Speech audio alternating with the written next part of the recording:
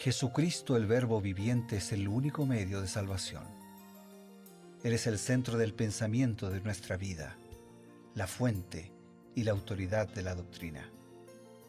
El principal propósito de la vida de Cristo fue la obediencia a los mandamientos, exaltando la ley de Dios como un reflejo de su carácter. El principal mensaje a ser predicado en el mundo, basado en Apocalipsis 14, está representado por 3 ángeles llevando el Evangelio eterno al mundo entero. Este mensaje se basa en los encantos inigualables de Cristo y declara que la hora del juicio ha llegado y llama a obedecer los mandamientos de Dios. Mediante su palabra, Dios ha comunicado a los hombres el conocimiento necesario para la salvación. Las Santas Escrituras deben ser aceptadas como dotadas de autoridad absoluta y como revelación infalible de su voluntad. Y aunque el canon de las Escrituras inspiradas está cerrado, el Espíritu Santo continúa iluminando, amonestando y confortando al pueblo de Dios a través del testimonio de Jesús, el Espíritu de profecía. El camino a la vida se traza a través de un camino angosto que debe ser recorrido con confianza en las promesas que Dios dejó a hombres y mujeres fieles que dedicaron sus vidas hasta la muerte por el Evangelio eterno. Los fundadores de la Iglesia soñaron con el día en que la revelación sería una realidad en sus vidas. Miraron con los ojos de la fe a aquel día glorioso cuando finalmente la promesa sería cumplida en la venida magistral de Jesucristo a esta tierra para recompensar a cada uno según sea su obra.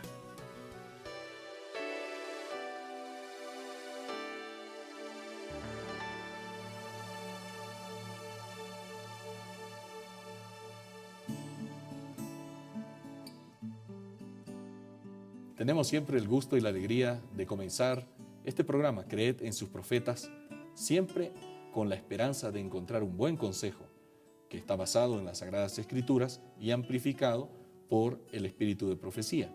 Ese espíritu que iluminó a los profetas en la antigüedad, que acompañó a los apóstoles en el inicio de la iglesia cristiana y a lo largo del devenir de la historia de la iglesia de Dios hasta llegar al tiempo del fin, el tiempo que nosotros estamos viviendo y que está claramente manifestado en Apocalipsis 12 y 17, que sería una de las características de la iglesia del Dios del tiempo del fin.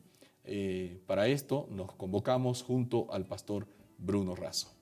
Y lo hacemos, Pastor Eber, con alegría, con gratitud a Dios, y con un sentido también de privilegio, de responsabilidad, de centrarnos en la palabra del Señor y buscar lecciones, comentarios de Elena de White en relación a cada capítulo de la Biblia. Hoy, Segunda de Reyes, capítulo 5. Pero antes de internarnos en estas lecciones, un abrazo y un saludo muy especial para todos nuestros amigos, para todos nuestros hermanos, que este sea un día de muchas bendiciones en todos ustedes. Pastor, el capítulo 5 de Segunda de Reyes es uno de los capítulos también conocidos de la Biblia, ¿no? Del Antiguo Testamento. Lo conocen los niños, los jóvenes, los adultos. Ha sido utilizado en sermones, en seminarios. Yo he predicado muchas veces de ese capítulo. Sí, realmente, porque contiene muchas lecciones. Y vamos a comenzar por la primera, la intervención de una niña, de una esclava, una jovencita que había sido tomada, usurpada, secuestrada de Israel. Que podría haberse enojado, indignado contra Dios, la injusticia, Claro. cómo no la cuidó, no la protegió. Lo mínimo que pudo haber hecho es permanecer indiferente ante la enfermedad del hombre que la tenía secuestrada en su casa. ¿Para qué se iba a meter en más problemas? Ya tenía bastante ella. Claro, pero no permaneció indiferente. Y al ver el sufrimiento que traía no solamente a Naamán, este general del ejército sirio, sino también a toda la familia, le dijo: hay en mi tierra un profeta. Y este ejemplo de esta niña nos habla de interés, de compromiso, de buena educación en el hogar. ¿Cómo retrata Elena White justamente este episodio que tiene como personaje central no a Naamán, sino a la niña? ella lo resume de esta manera. Aunque esclava y muy lejos de su hogar, esta niña fue uno de los testigos de Dios y cumplió inconscientemente el propósito para el cual Dios había escogido a Israel como su pueblo. La conducta de la niña cautiva en aquel hogar pagano constituye un testimonio categórico del poder que tiene la primera educación recibida en el hogar. No hay cometido mayor que el que ha sido confiado a los padres en lo que se refiere al cuidado y a la educación de sus hijos. Los padres echan los fundamentos mismos de los hábitos y del carácter. Su ejemplo y enseñanza son lo que decide mayormente la vida futura de sus hijos.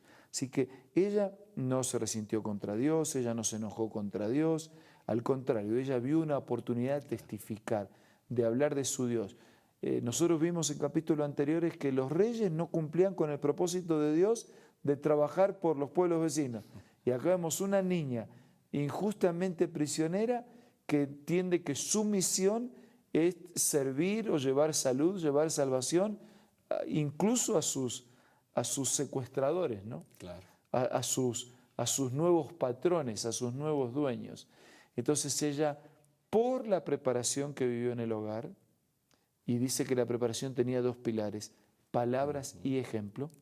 Interesante. Porque a veces las palabras, los ejemplos difieren de las palabras, las conductas difieren de los dichos, los hechos difieren de los dichos, pero ella, por lo que escuchó y por lo que vio, construyó sobre las bases sólidas de la primera educación de los padres y pudo dar testimonio, y pudo ser valiente, y pudo ser fiel, y pudo hablar de Dios, y pudo llevar a su patrón a la salud y también a la salvación. La historia continúa. Naamán, interesante, se ve que la niña era confiable porque le obedece a la niña, va hasta Israel, hay toda una historia, el rey de Israel está sorprendido. ¿Por qué me mandan a este hombre aquí? Quieren ponerme trampa, quieren buscar ocasión para hacerme la guerra. Y entonces ahí le dicen, no, un momentito, hay que mandarlo al profeta Eliseo. Y entonces se dirige, se presenta con toda su corte, y Eliseo ni siquiera sale. Manda al secretario. Manda al ayudante y dice que vaya a zambullirse 7 veces al río Jordán. Y siempre es ofensivo que te manden a bañarte. Sí, encima de eso, ¿no? Y bueno, entonces queda sorprendido. Había, creo, alguna lección que Naamán necesitaba aprender, ¿verdad? Sí, había una lección y Elena de White lo dice de esta manera. El espíritu orgulloso de Naamán se rebelaba contra la idea de hacer lo ordenado por Eliseo. Los ríos mencionados por el capitán sirio tenían en sus orillas hermosos vergeles y mucha gente acudía a las orillas de esas corrientes agradables para adorar a sus ídolos. ¿No habría representado para el alma de Naamán una gran humillación descender a uno de esos ríos? Pero podía hallar sanidad tan solo si seguía las indicaciones específicas del profeta. Únicamente la obediencia voluntaria podía darle el resultado deseado. No eran sus ríos, porque no eran los ríos. Claro. No había nada de magia ni de poder curativo terapéutico en esos ríos. Así que no eran los ríos, era la obediencia al mandato del Señor lo que iba a traer para él la salud y la solución a su problema. Así que no eran los ríos de su pueblo, no eran los ríos de su nación, no era donde estaban, donde la gente iba para adorar a sus ídolos y donde él podría haber ido y quedar escondido como un adorador más de esos dioses. Claro. Era aquí donde no había otros, era aquí donde él tenía que ir solo, era aquí donde tampoco las aguas eran milagrosas. Lo milagroso era el poder de Dios actuando en la vida de alguien que puede confiar y obedecer. Y en la Biblia esto está siempre ligado, confiar y obedecer, porque el ¿qué hizo finalmente Naamán cuando después, animado por los siervos, dice, Padre mío? Pero si no te está mandando a terapia intensiva, no te está pidiendo gran cosa para hacer, solo eso, ¿cómo no lo vas a hacer? Al final, ¿qué fue lo que lo salvó a Naamán? ¿Confiar en la palabra o obedecer la palabra? Bueno, tal vez no confiaba mucho, pero es interesante. Obedeció. Claro, pero de alguna manera, aunque demoró, aunque dudó, terminó confiando, aceptando. No mucho, pero por lo menos inicialmente comenzó a confiar. Pero con lo poco que confió, obedeció. Así que eso es lo que nos salva cuando nos entregamos totalmente a la palabra del Señor. Gracias, pastor. Realmente esta experiencia de Naamán nos enseña algo que es de mucho valor para todos. Aprender a confiar y aprender a obedecer. Tenemos un momento para recibir un consejo importante y enseguida volvemos.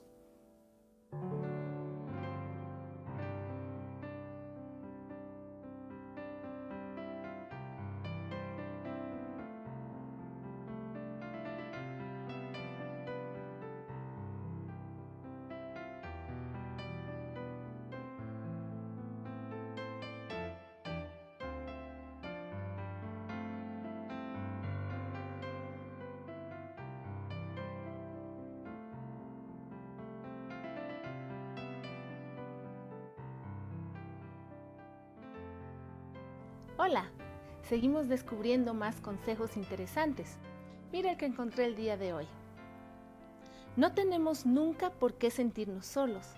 Los ángeles son nuestros compañeros. El Consolador que Cristo prometió enviar en su nombre mora con nosotros. En el camino que conduce a la ciudad de Dios no hay dificultades que no puedan ver quienes en Él confían. No hay peligros de que no puedan verse libres. No hay tristeza ni dolor, ni flaqueza humana para cual Él no haya preparado remedio. Linda cita, ¿verdad? Esta y muchas otras puedes encontrar en el libro Ministerio de Curación, escritas por Elena G. de White, una autora y escritora muy reconocida. Te invito a que puedas ser parte de tu biblioteca personal y te invito a que puedas adquirirlo ingresando a la página web www.aces.com.ar.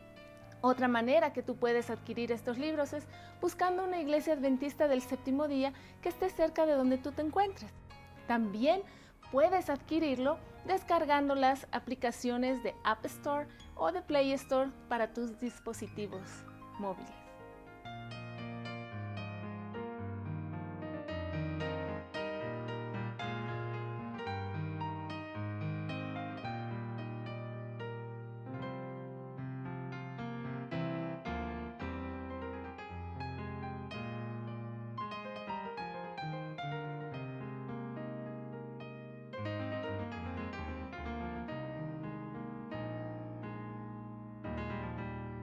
Volvemos, amigos, con un deseo.